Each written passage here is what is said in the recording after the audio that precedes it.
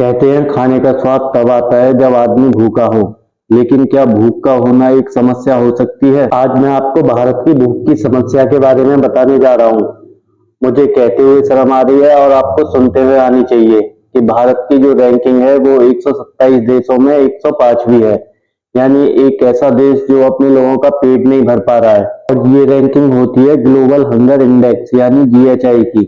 2023 में हम 111वें स्थान पे थे। इस बार कुछ हम आगे बढ़े हैं तो 105वें पे आ पाए हैं। ग्लोबल हंगर इंडेक्स में हम बांग्लादेश और नेपाल जैसे देशों से भी पीछे हैं।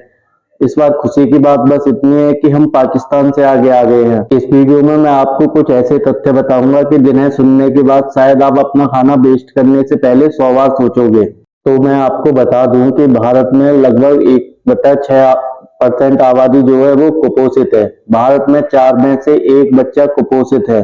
भारत में लगभग 33% बच्चे अपनी उम्र के हिसाब से कम ऊंचाई पर हैं, यानी कि उनकी हाइट उम्र के हिसाब से नहीं बढ़ी है। और भारत में लगभग 10-12 लाख लोग डेली भूखा सोते हैं। और भारत में लगभग 3000 बच्चे रोज इसलिए मर जाते हैं क्योंकि उनको ढंग का खाना नहीं मिल पाता है।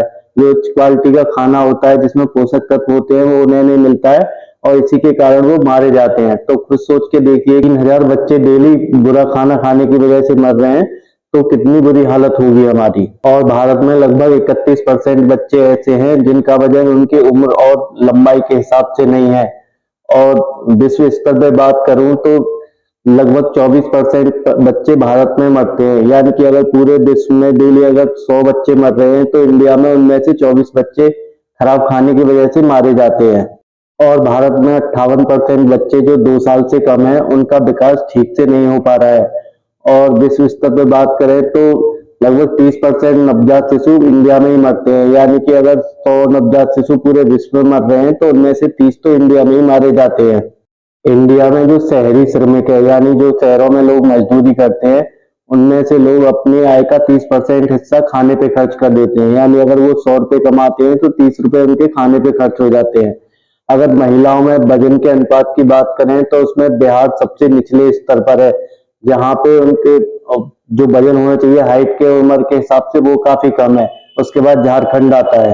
तो भूख की समस्या और उससे संबंधित कुछ आंकड़े मैंने आपको बताए। तो अगली बार भी जब आप खाना फेंको या खाने को वेस्ट करो तो ये अपने बाद मन में सोचना कि हम इतना खाना फेंक रहे हैं और 10 लाख से ज्यादा लोग इंडिया में भूखे सो जाते हैं।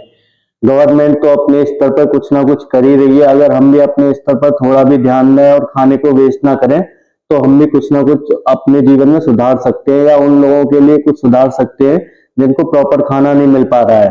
तो आज के वीडियो में बस इतना ही। अगर वीडियो पसंद आया हो तो चैनल को सब्सक्राइब करें, वीडियो को लाइक करें। धन्यवाद।